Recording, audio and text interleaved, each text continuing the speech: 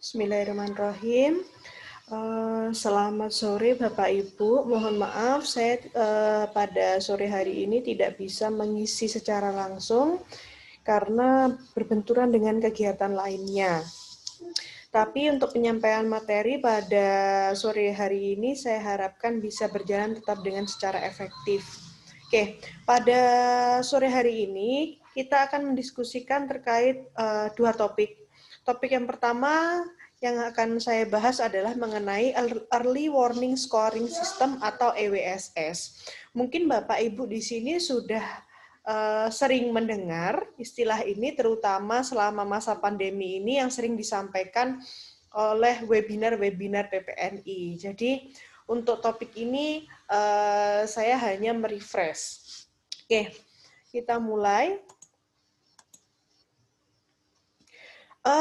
Kalau dari gambar ini, Bapak dan Ibu bisa melihat di situ bahwa pada saat di lapangan, khususnya dalam penanganan pasien-pasien kritis maupun gawat darurat, pasti akan ada dua kemungkinan. Di sisi sebelah kiri akan terjadi masa-masa gawat atau kita harus menangani pasien-pasien yang dalam kondisi gawat. Sedangkan kalau yang di sebelah kanan, ini cenderung kita berada dalam posisi memonitoring keadaan pasien secara konsisten atau teratur, seperti itu.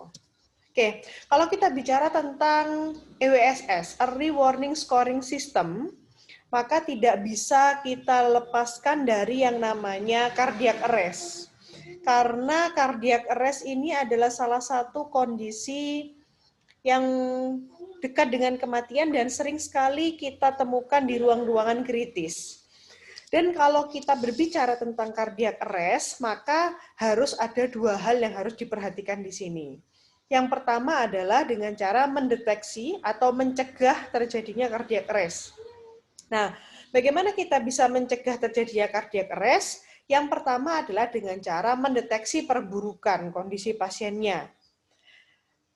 Dari pendeteksian perburukan itu, apabila memang ditemukan ada tanda-tanda perburukan pada kondisi pasien, maka selanjutnya yang harus kita lakukan adalah menangani perburukan yang terjadi. Itu poin yang pertama. Kemudian bagaimana dengan poin yang kedua? Poin kedua di sini kita berbicara tentang saat cardiac arrest sudah terjadi, maka kita harus melakukan yang namanya BLS maupun ACLS. Nah, di gambar di sini sudah ada chain of survival sesuai dengan AHA 2015. Jadi kalau dari chain of survival oleh AHA 2015 ini, Bapak dan Ibu bisa melihat ada poin perbedaan dalam penanganan cardiac arrest di dalam rumah sakit dan di luar rumah sakit. Di mana perbedaan di sini saya menitik beratkan di dalam rumah sakit. Di poin yang pertama itu adalah surveillance dan prevention.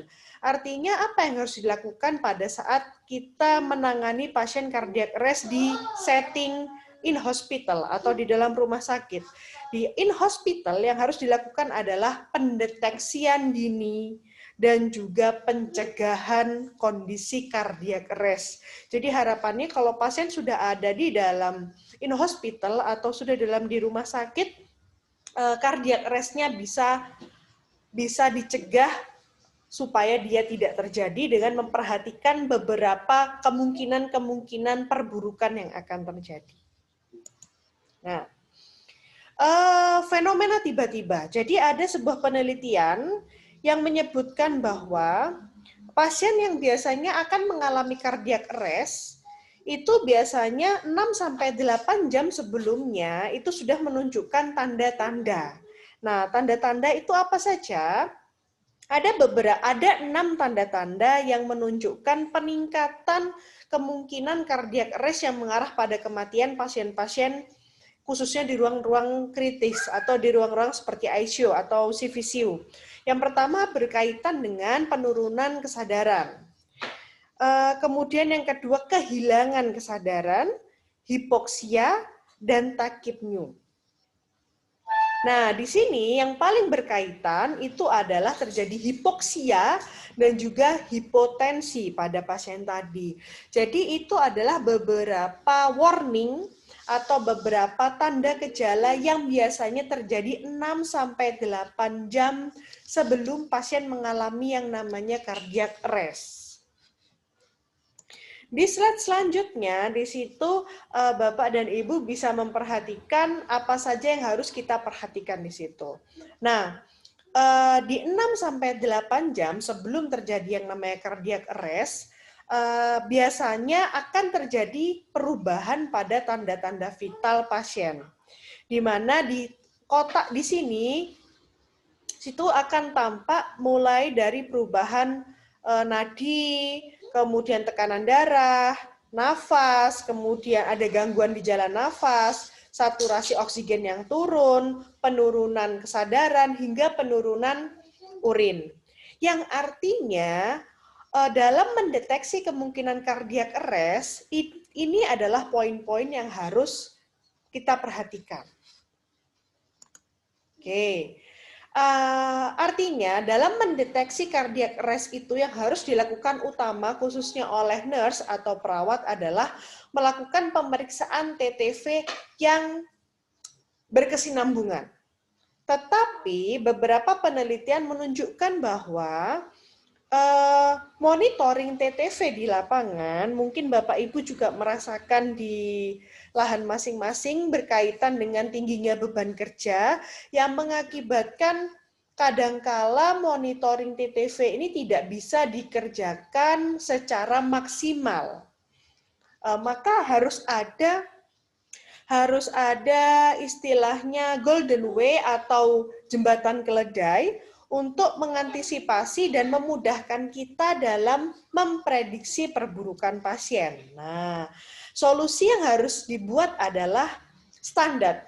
Jadi harus dibuat bagaimana caranya kita bisa memaksimalkan kemampuan dan waktu yang kita miliki untuk menentukan kemungkinan perburukan pasien tadi. Makanya harus ada sebuah standar. Standar dalam mendeteksi perburukan pasien, standar dalam menentukan tingkat perburukan kondisi pasien, dan juga bagaimana standar itu bisa mengambil keputusan klinis. Nah, standar atau pedoman yang akan digunakan, yang telah disusun, itu kita kenal dengan istilah namanya EWSS atau Early Warning Scoring System. Nah, EWSS ini macam-macam, tetapi EWSS ini tetap di dalamnya komponen-komponen yang ada di dalamnya itu pasti berhubungan dengan tanda-tanda vital. Jadi mulai tekanan darah, nadi, suhu, nafas, dan kesadaran. Tujuannya apa? Tujuannya kenapa harus dibuat sebuah pedoman atau standar? Jadi tujuannya adalah untuk mengidentifikasi kondisi dengan cepat, serta waktu efektifnya itu kita bisa menentukan terkait resiko perburukannya. Seperti itu. Nah, EWSS ini ada beberapa macam Bapak Ibu, tetapi memang di dunia ada 2 macam EWSS yang sudah sering digunakan. Kita akan bahas yang pertama. Yang pertama itu kita sebut sebagai NEWS, National Early Warning Scoring 2. NEWS, jadi kalau dulu itu kita sebut sebagai NEWS saja, tapi sekarang dikembangkan perbaikan dari NEWS yang pertama yang dikeluarkan tahun 2012, NEWS yang kedua ini dikeluarkan atau dikembangkan sejak tahun 2018. Nah, ini adalah scoring NEWS 2. Jadi ini adalah perbaharuan atau update dari scoring sistem NEWS. Jadi Bapak Ibu bisa lihat di sini bahwa ada beberapa parameter fisiologis yang bisa kita gunakan. Yang pertama adalah respirasi rate, kemudian yang kedua adalah SpO2, ada skala 1 dan skala 2. Kemudian ada air or oksigen, dia menggunakan oksigen atau dia bisa bernafas spontan. Kemudian tekanan darah sistolik, nadi, kesadaran, dan juga suhu. Kemudian di sebelah kanan, Bapak Ibu bisa melihat di sini, 0, 1, 2, 3, 1, 2, 3. Yang artinya kalau dia berada di tengah berwarna putih, itu hasil pengukurannya dalam batas normal. Semakin dia ke sebelah kiri atau sebelah kanan, maka hasil pengukurannya akan semakin buruk.